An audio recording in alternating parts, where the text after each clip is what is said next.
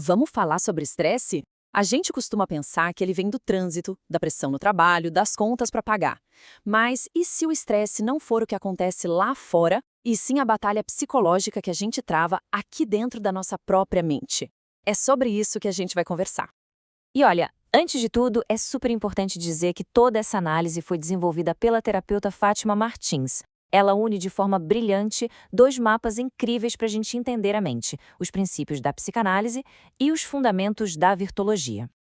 Então, a primeira grande pergunta que fica é essa: o estresse é algo que o mundo joga em cima da gente ou é a forma como a nossa mente reage ao mundo? Essa questão é o ponto central de toda a nossa conversa de hoje. E para a gente se guiar nessa exploração, temos um roteiro bem claro.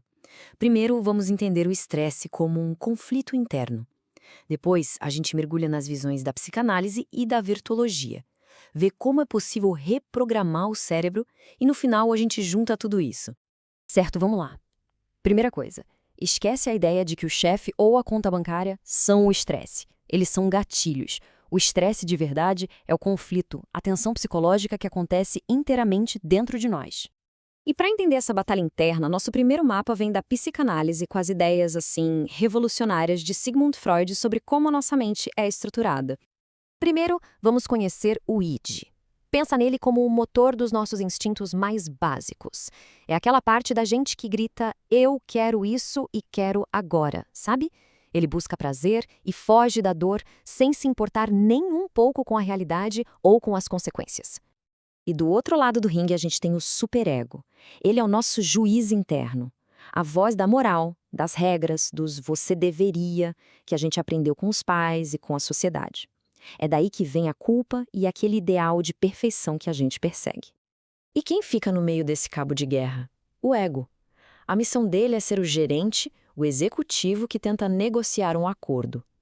Ele precisa dar um jeito de satisfazer os impulsos do id, mas sem desobedecer às regras do superego, e ainda por cima lidando com o mundo real. O estresse é o que acontece quando o ego fica sobrecarregado por esse conflito. Para não entrar em colapso, o ego usa umas estratégias de sobrevivência, os famosos mecanismos de defesa. Ele pode, por exemplo, negar uma verdade dolorosa, projetar a raiva em outra pessoa ou criar uma desculpa superlógica para uma decisão ruim. São ferramentas úteis, mas se a gente usa demais, elas só mascaram a verdadeira fonte do nosso estresse. Agora, vamos pegar um segundo mapa. A virtologia nos dá uma perspectiva mais moderna, que conecta essas ideias clássicas com o que a neurociência descobriu sobre o nosso cérebro. A virtologia ela vai direto na raiz. Ela diz que nosso estresse nasce fundamentalmente de duas forças primitivas. O orgulho, que é aquela nossa necessidade profunda de ser importante, de ter aprovação. E o egoísmo, aquele foco instintivo em garantir a nossa satisfação acima de tudo. E olha que interessante isso aqui. A força do nosso ego determina tudo. Um ego fraco é basicamente sequestrado pelos instintos. Ele reage no piloto automático e vira uma presa fácil do estresse. Já um ego forte, que é o objetivo, tem domínio sobre si, responde com consciência e é, por natureza, resiliente. A virtologia também nos apresenta um modelo fascinante, o inconsciente booleano. A ideia é que o inconsciente funciona como um computador bem simples. Primeiro, ele classifica tudo como ameaça ou seguro. Depois, ele soma as experiências negativas parecidas. É por isso que um gatilho pequeno hoje pode ativar a soma de todas as dores do passado e gerar uma reação de estresse que parece totalmente desproporcional. Ok, então se o nosso cérebro aprendeu a reagir com o estresse, a grande notícia é que ele pode ser treinado para reagir de um jeito diferente. É aqui que entra o conceito de neuroplasticidade. A gente não está preso aos nossos padrões. E essa aqui é a chave de tudo. A prática consciente de virtudes não é só um conceito bonito, filosófico.